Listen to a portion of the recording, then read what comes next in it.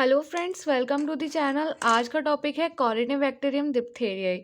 ये बैक्टीरियोलॉजी का टॉपिक है और हमारी प्लेलिस्ट में एक और बैक्टीरिया ऐड हो गया है। ठीक है, तो हमारी प्लेलिस्ट में कई सारे बैक्टीरिया के वीडियो हम अपलोड कर चुके हैं और ये डिप्थेरिया हम आज कंप्लीट कर देंगे। ठीक है, तो सबसे पहले हम मॉर्फोलॉजी डिस्कस कर लेते हैं। तो ये थिन होता है, स्लेंडर होता है, ग्राम पॉजिटिव बेसिलाई होते हैं, ये प्लियोमॉर्फिक होते हैं क्योंकि इनकी बहुत सारी मॉर्फोलॉजी पाई जाती है, V shaped, L shaped, inverted L shape. ठीक है, और ये ग्रैन्युलर होते हैं, मतलब इसमें ग्रेन्यूल्स मिलते हैं जिनको हम मेटाक्रोमेटिक ग्रैन्यूल्स बोलते हैं। ठीक है, मतलब ये शाइन करते हैं, स्टेन करने पे शाइन करते हैं।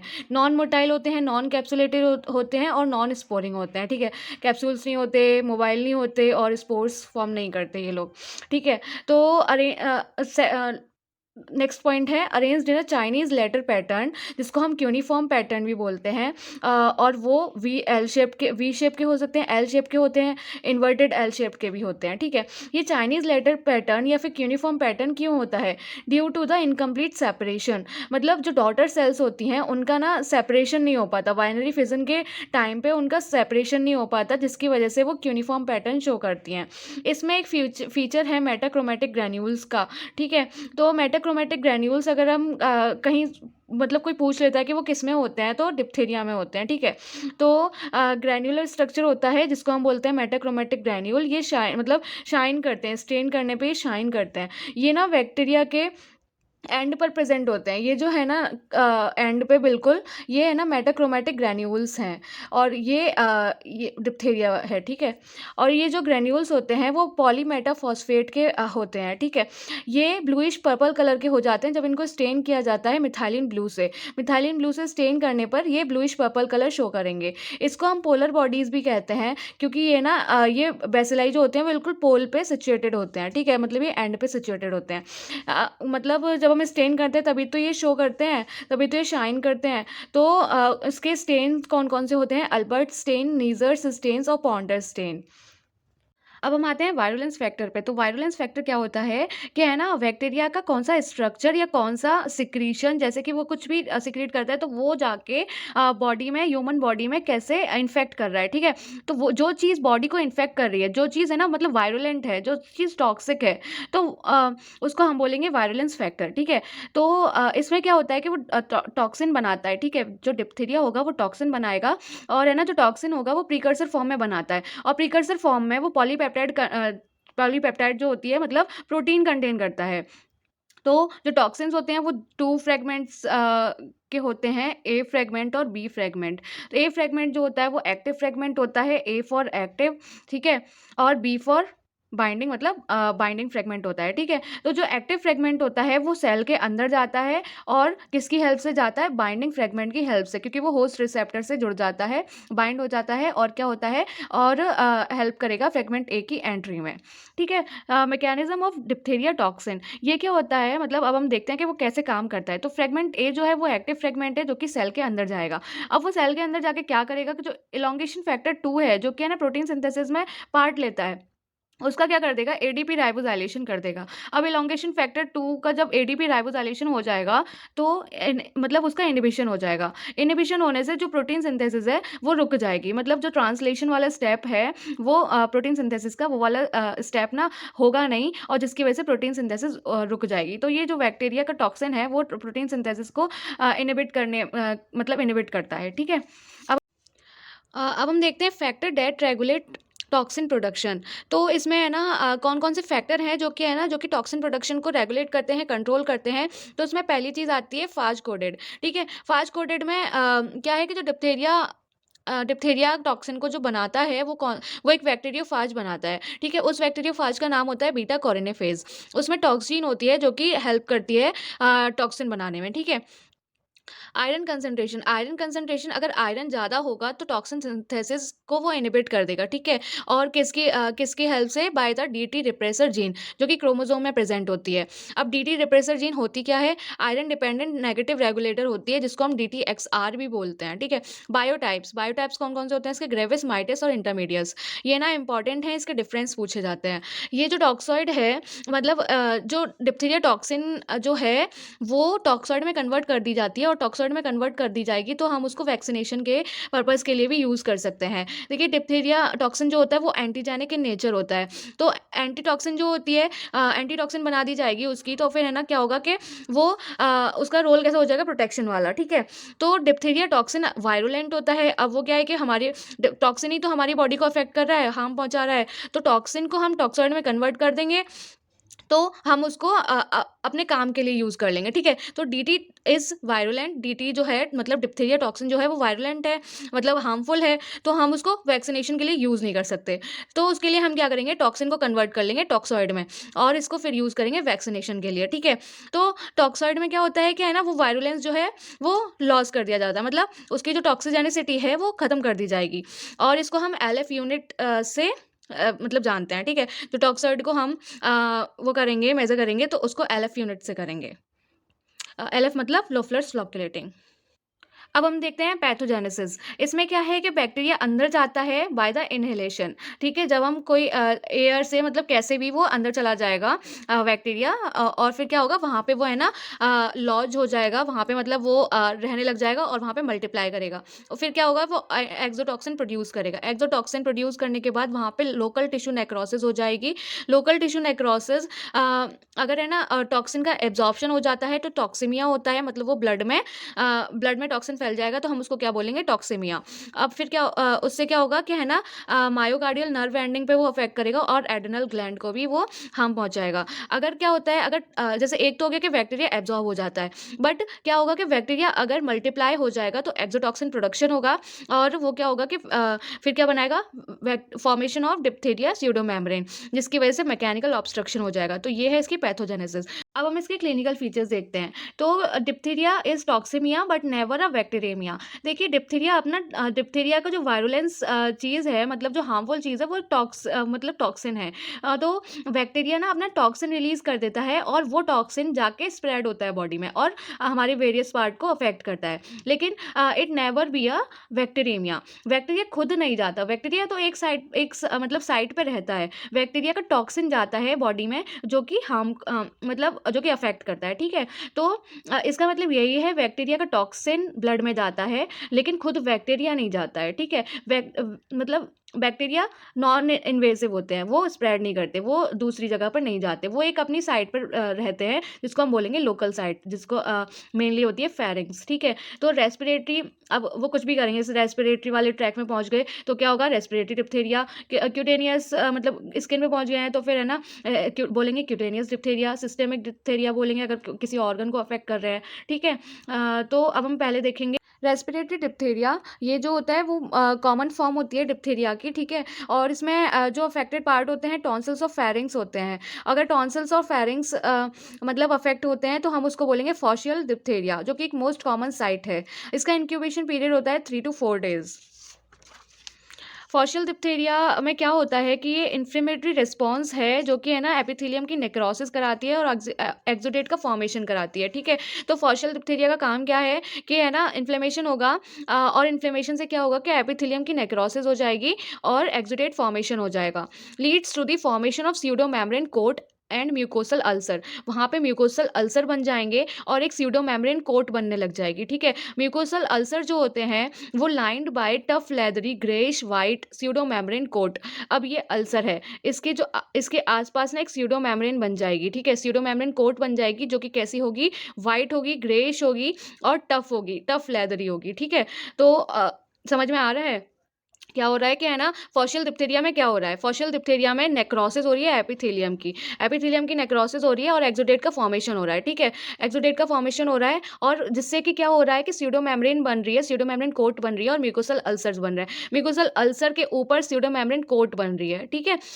और वो कोट कैसी है, pseudo membrane coat tough leathery greyish white, ठीक है। स्यूडो मेम्ब्रेन इसको क्यों बोला गया है, स्यूडो मेम्ब्रेन इसलिए बोला गया है क्योंकि वो म्यूकोसल बेस से अधेर्ड है, ठीक है। मतलब वो चिपके चिपकी हुई है और अब जब हम इसको हटाएँगे तो ब्लीड करने लग जाएगा, ठीक है? मतलब जो ट्रू मेम्ब्रेन होती है, स्यूडो तो फ़ॉल्स मेम्ब्रेन हो गई ट्रू मेम्ब्रेन के कंपैरिज़न में, वो ना जब हम उसको हटाएँगे तो ब्लीड करने लग जाएगी।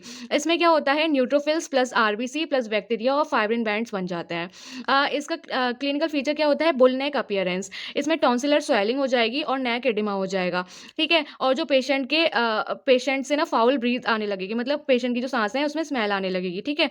और उसकी आवाज़ मोटी हो जाएगी। सेकंड पे आते हैं क्यूटेनियस डिप्थीरिया। क्यूटेनियस डिप्थीरिया क्या होता है कि ये ऑर्गेनिज्म की वजह से होता है, टॉक्सिन की वजह से नहीं होता, बैक्टीरिया की वजह से होता है, ठीक है? तो it is present as ulcerative lesion with necrosis. Necrosis के साथ-साथ ना इसमें लीज़न्स हो जाते हैं, ठीक है? और ये सबसे ज़्यादा दिखती है वैक्सीनेटेड चिल्ड्रंस में। सिस्टमिक कॉम्प्लिकेशंस में देख लेते हैं, पॉलीन्यूरोपैथी हो जाती है, myocarditis, pneumonia, renal failure, cerebral infarction, ठीक है? अ, अगर वो हार्ट को वो करेगा अफ़ेक्ट तो मायोकार्डाइटिस हो जाएगा, लंग्स को अफ़ेक्ट करेगा निमोनिया हो सकता है, ठीक है? किडनी को तो रीनल फेलियर हो सकता है, ठीक है? तो ऐसे इसकी ये हो गए क्लिनिकल फीचर्स। अब आते हैं लैब डायग्नोसिस पर। Lab diagnosis of the diphtheria, ठीक है? तो सबसे पहले आइसोलेशन करेंगे, फिर क्या होगा आइसोलेशन करेंगे स्पेसिमेन का और वो भी कहाँ से लेंगे थ्रोट स्वैब। ये पहले एक ओवरव्यू है, इसका डिटेल हम अंदर पढ़ेंगे, ठीक है? तो स्पेसिमेन कहाँ से लेंगे थ्रोट स्वैब या फिर जहाँ पे है ना मेम्ब्रेन पे मतलब जहाँ पे वो लीजन हुआ है, जहाँ पे उसको नेक्रोसिस वगैरह हुई है तो वहाँ से हम इसका स्पेसिमेन लेंगे, सैंपल लेंगे, ठीक है? फिर क्या करेंगे डायरेक्ट स्मेयर करेंगे, कल्चर मीडिया भी कर सकते हैं, मतलब उसको कल्चर भी कर सकते हैं, स्मेयर भी बना सकते हैं, ठीक है? बायोकेमिकल आइडेंटिफिकेशन भी कर सकते हैं। तो डायरेक्ट स्मेयर में हम ग्राम स्टेनिंग करेंगे, अल्बर्ट स्टेनिंग करेंगे, ठीक है? जब हम ग्राम स्टेनिंग करेंगे तो club shaped gram positive bacilli दिखेंगे और चाइनीज़ लेटर में दिखेंगे, ठीक है? यूनिफॉर्म पैटर्न में। अल्बर्ट स्टेन करने से हमें हमें क्या होगा कि ग्रेन्यूल्स चमकते हुए दिखाई देंगे, ठीक है?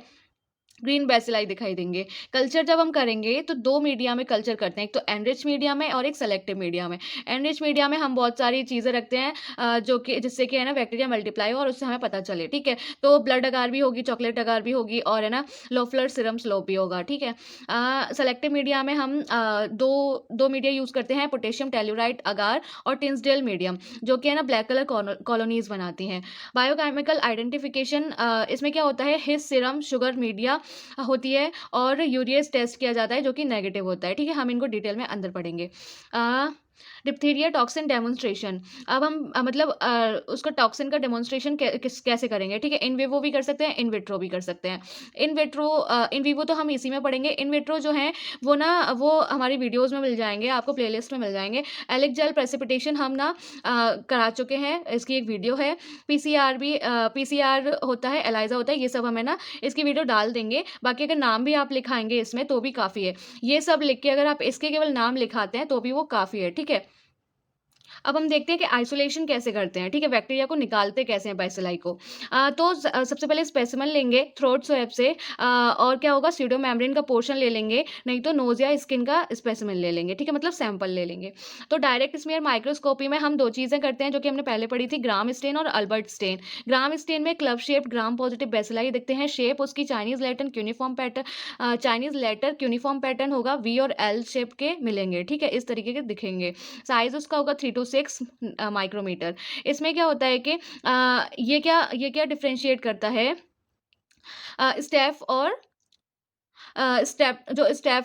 स्टेफाइलोकोकस होता है और स्ट्रेप्टोकोकस होता है, उसको डिफरेंशिएट करने में हेल्प करता है क्योंकि वो जो दोनों चीज़ें हैं ना वो भी रेस्पिरेटरी इन्फेक्शन करती हैं, ठीक है? अल्बर्ट स्टेन ये मोर स्पेसिफिक है, इसमें ग्रीन बेसिलाई दिखेगा और इसमें मेटाक्रोमैटिक ग्रैन्यूल्स दिखेंगे, मतलब ये जो एंड पे चमकते हैं ना वो ब्लूइश ब्लैक चमकेंगे, ठीक है? इससे हमें ये पता चलती है अल्बर्ट स्टेन करेंगे तो हमें इससे ये चीज़ पता चलेगी मतलब वो किस तरीके से साइन कर रहे हैं।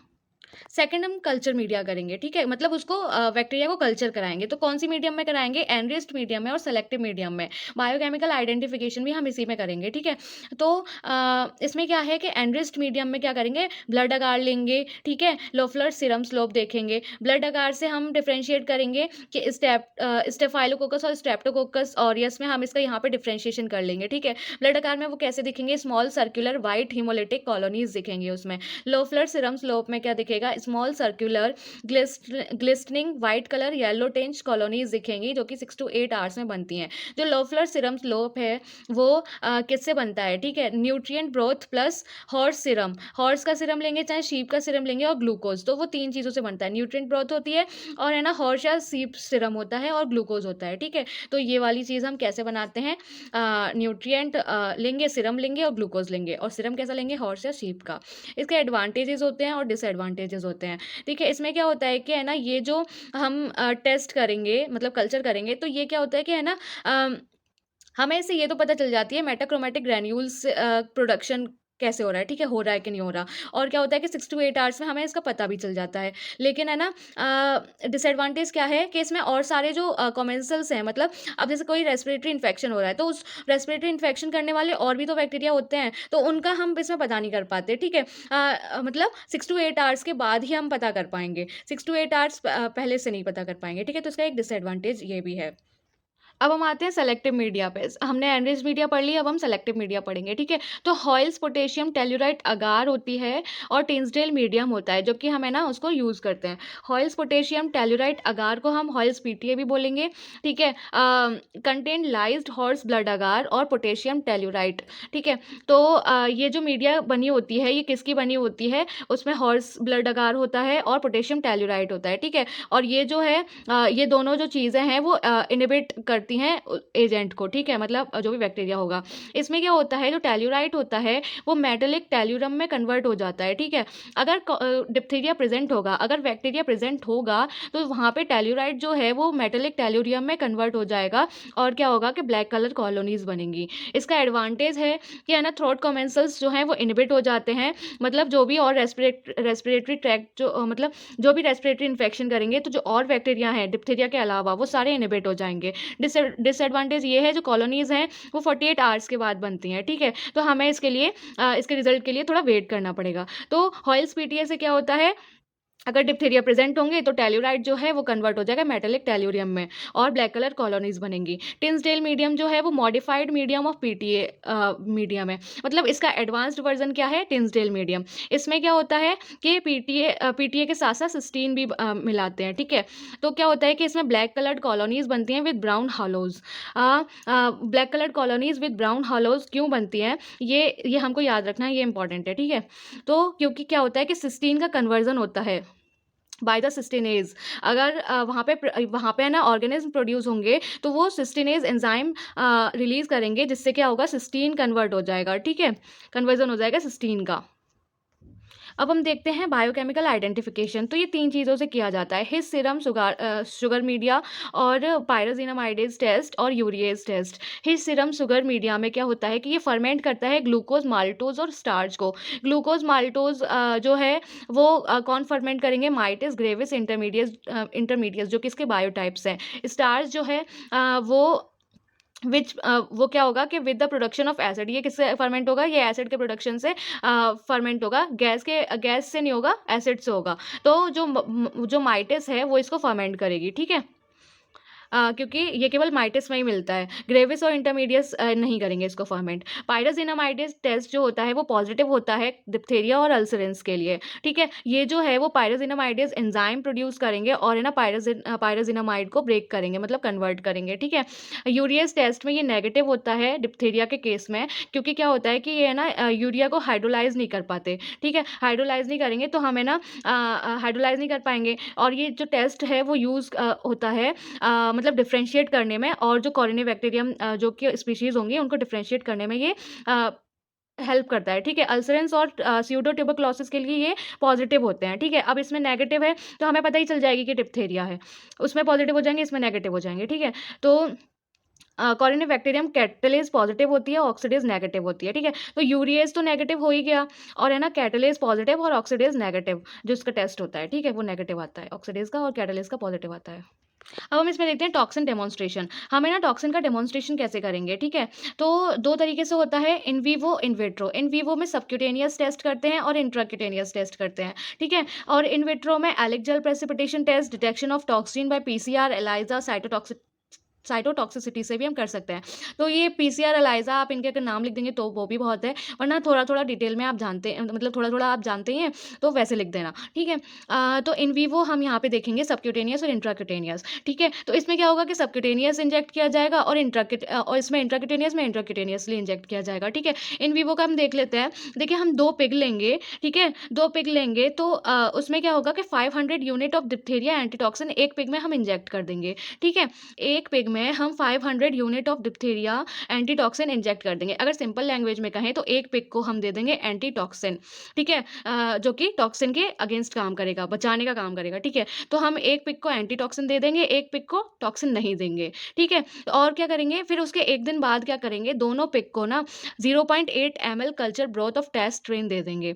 मतलब क्या करेंगे हम टॉक्सिन दे देंगे एक तरीके से, ठीक है? जो कि वो बैक्टीरिया रिलीज़ करते हैं ना, उस टॉक्सिन को हम 1 पिग में दोनों पिग में दे देंगे। एक पिग को हम एंटीटॉक्सिन दे रहे हैं और दोनों पिग को हम टॉक्सिन दे रहे हैं, ठीक है? हम देखेंगे कि इसमें फिर रिज़ल्ट क्या आते हैं।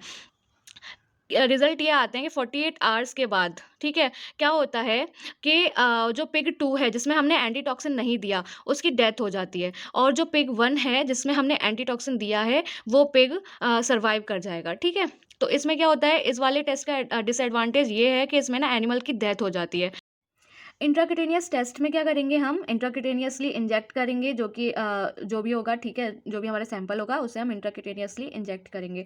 इसमें भी इसी की तरह है, 2 पिग लेंगे हम और एक में हम 500 यूनिट एंटीटॉक्सिन दे देंगे और उसके 1 दिन बाद हम है ना उसका बैक्टीरिया दे देंगे, ठीक है? बैक्टीरिया या उसका टॉक्सिन दे देंगे। टेस्ट स्ट्रेन का मतलब अगर ईज़ी भाषा में समझा जाए तो एक तरीके से बैक्टीरिया या उसका टॉक्सिन ही है जो कि है ना पैथोजेनिसिटी कॉज़ करता है, ठीक है? तो वो कितना अमाउंट में देंगे 0.1 ml में। तो हमने दोनों पिग को दे दिए 0.1 ml में टेस्ट्रेन मतलब टॉक्सिन या उसका या तो टॉक्सिन दे दिया या बैक्टीरिया दे दिया, ठीक है? अब क्या करेंगे हमने इंजेक्ट कर दिया। अब उसके 4 घंटे बाद ना हम दूसरे वाले में दूसरा जो पिग है पिग 2 में 50 यूनिट एंटीटॉक्सिन दे देंगे, ठीक है? तो स्टेप समझ में आ रहे हैं? पहले तो हमने एंटीटॉक्सिन दिया पिग 1 को, उसके 1 दिन बाद हमने दोनों को दोनों में वो दे दिया टॉक्सिन, ठीक है? फिर दोनों के टॉक्सिन देने के बाद पिग 2 में हमने इंजेक्ट किया 50 यूनिट एंटीटॉक्सिन 4 घंटे बाद, ठीक है? तो क्या होता है अगर हम रिजल्ट्स देखें तो 48 से 72 आवर्स में क्या होगा कि पिग तो सर्वाइव कर ही रहा था, जैसे यहाँ पे ये पिग सर्वाइव कर गया था ऐसे ही पिग 1 सर्वाइव कर जाएगा।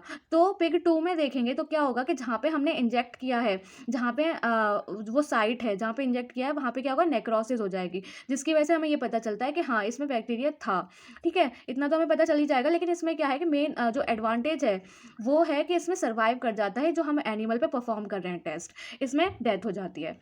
तो ये था डिप्थीरिया डिप्थीरिया पे लेक्चर और एलेक्जेल प्रेसिपिटेशन टेस्ट है जो कि इसमें इंपॉर्टेंट है और हम उसकी वीडियो अपलोड कर चुके हैं दूसरे वाले बैक्टीरिया के टॉपिक में, ठीक है? तो आप इसे वहाँ से देख लेना। तो डिप्थीरिया टॉक्सिन ये इंपॉर्टेंट था इसमें और इसकी पैथोजेनेसिस भी इंपॉर्टेंट थी, लैब डायग्नोसिस मोस्ट इंपॉर्टेंट है, ठीक है? और जो इसके बायोटाइप्स है उनका डिफरेंस इंपॉर्टेंट है। तो ये जो लेक्चर हो गया कॉरिनेबैक्टीरियम डिप्थीरिया पर, ठीक है? ये कंप्लीट हो गया है और बाकी आप और लेक्चर के लिए बने रहें। Thank you, stay tuned.